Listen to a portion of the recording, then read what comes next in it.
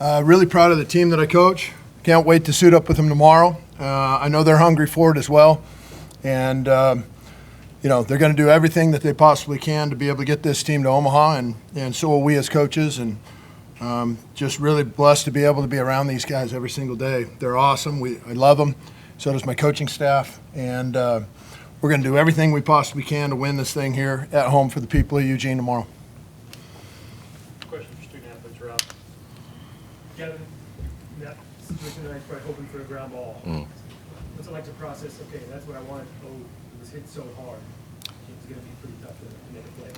Yeah, we were anticipating it the whole time, just with pitch calling, so we knew the type of guy we had at the plate, too.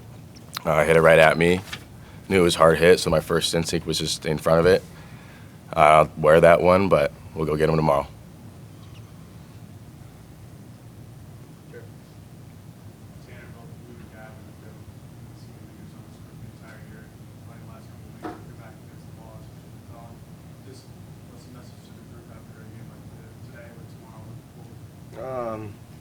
It's pretty simple, I think. It's just, like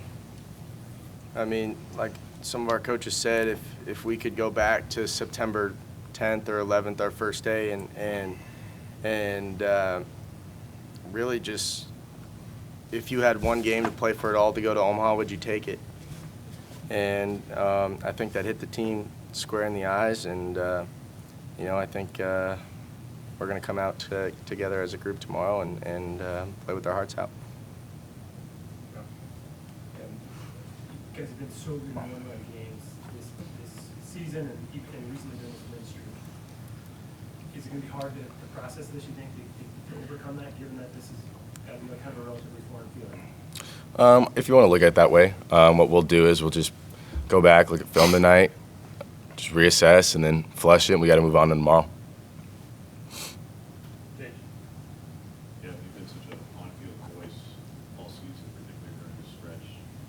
What did you say, or what was Angier saying there during that mound? Right before Angier got out there, just collected everyone, just took a deep breath together, just got back to our breath. That's what we've been preaching when in these type of games. If you feel emotions get to you and you tense up, you just got to take a deep breath and get back to it. And then when Angier came out, just went over what we're going to do with the guy up to bat, and then just telling how good it's going to feel when we get it done. Questions for the student athletes? Back left. This one's for you, player. Yesterday you guys went on a walkout tonight. You guys was on a walkout. Tell me about how evenly matched you guys are, and just what that's going to do for tomorrow as far as the drama between these two teams. Yeah, it's postseason baseball. It's kind of what we expect. Is no matter who we're playing, the talent and the game is it's going to be pretty evenly matched, and sometimes that's just the way baseball goes, and we'll get them tomorrow.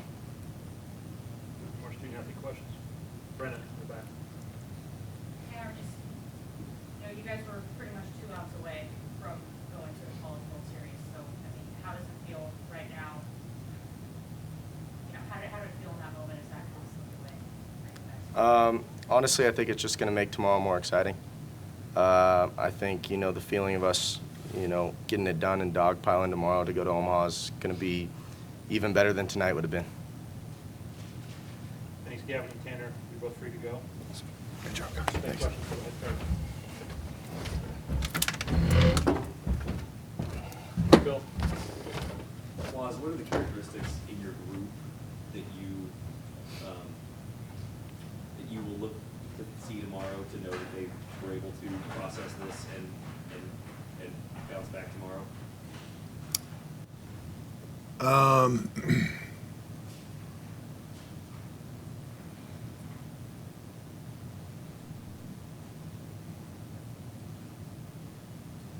I don't know how to answer that question. These guys are as tough of a group as I've ever seen. So what characteristics would I look for tomorrow when they came out?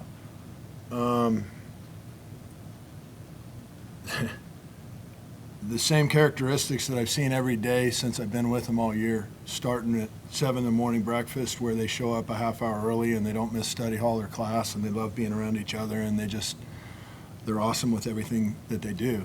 You know, our pregame work is something that is amazing. Guys laying out, diving everywhere, crashing into walls. These guys are, from a characteristic standpoint, these guys' makeup is tremendous. And so I would expect to see the exact same makeup that I've seen every single day at practice and off the field when I show up tomorrow. James, front left. Was said on ESPN, third inning, I want to say that was, the first couple innings, that didn't necessarily like the approach that much, thought maybe some things got away, the stage, the moment, got a little big for guys. Do you feel like that may have applied a little bit to the ninth, to Josh, that just the adrenaline level of things? Or No. What I said early in the game was that I felt like our message to the team for some time had been backs against the wall, single elimination tournament. And I felt like for a little bit of that, we were not playing that way. And so I told the team that I felt like we needed to get back to the white T-shirt, blue collar mentality that had gotten us this far. And they responded. I think they scored a couple of runs in the top of the fourth right after I gave them that message, and it recentered them. What Josh did at the end was real simple. Oral Roberts is good, and a guy stuck a 94-mile-an-hour fastball down the left field line. He did a good job. He's a good player. They've got good players. They're a good team. They won like 20-something games in a row before last night's walk-off. We expected a battle. They brought in their closer, and he threw 63 pitches in 3 1/3 innings in a desperation game to where he can hold them there. I mean, these guys are good. And so Josh, he competed exceptionally well, and I can't wait to give him the ball tomorrow. Right. Given that mentality you've been preaching, we'll see how the game plays out. Do you feel like mentally you guys will be as prepared as they possibly could be to face a situation like that kind of one game for all? Absolutely. If they could, they'd play right now. Jared. What's it been? When you get the call with Josh tomorrow, is he or Dallas, those guys going to be available in the game for tomorrow? Oh, they would literally hit me in the face if I didn't give them the ball. Those guys, I don't even have to ask them. I mean, those guys would hit me. They would punch me between the eyes if I didn't give them the baseball tomorrow. James, front left. Gavin says he'll wear that one on the ground of there at the ninth was. That's a smoked ball.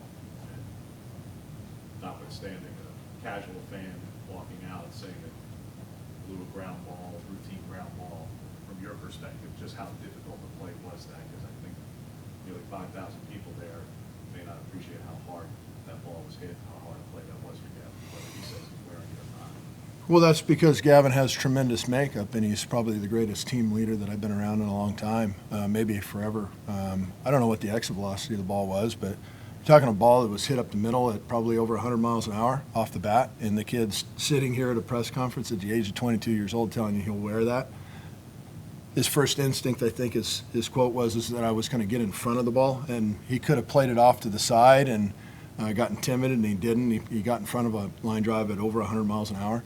I challenge anybody in the world to get in front of a line drive at over 100 miles an hour and see how that feels when it hits you, and it doesn't feel real good. And so for Gavin's makeup to come out even in a press conference afterwards, that's how special that kid is, and I can't wait for him to get ground balls tomorrow. I mean, that kid, it's just baseball, sometimes it doesn't work out for you, and there's a lot on the line, and you want to get to Omaha. Everybody wants to get to Omaha.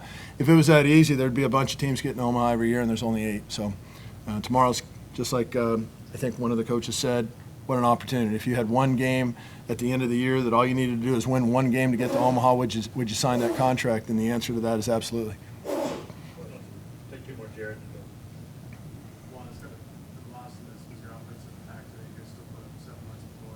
Tanner, Sava, Drew Smith, 5% of hits. Just would like to see them step up at this moment with a chance to get to Omaha on the line and go out there and get something.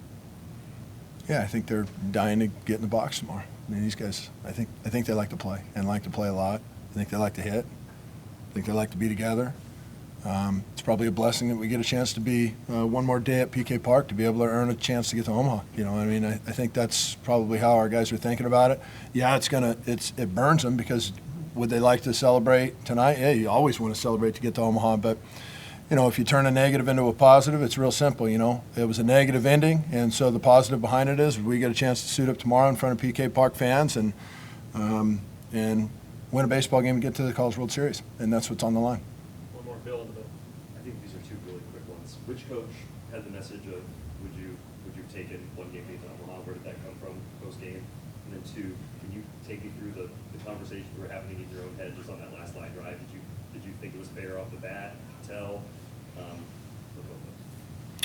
Don't recall which coach it was. You know, those happen in the individual player meetings that I stepped out of to come to the press conference. What the thought process was is I have one more review and we'll expire all options before the game's official. I thought it was fair, yes, but sometimes what you see on the baseball field you think you see is not quite what you see. So it was worth every chance that we possibly can to be able to get to Omaha.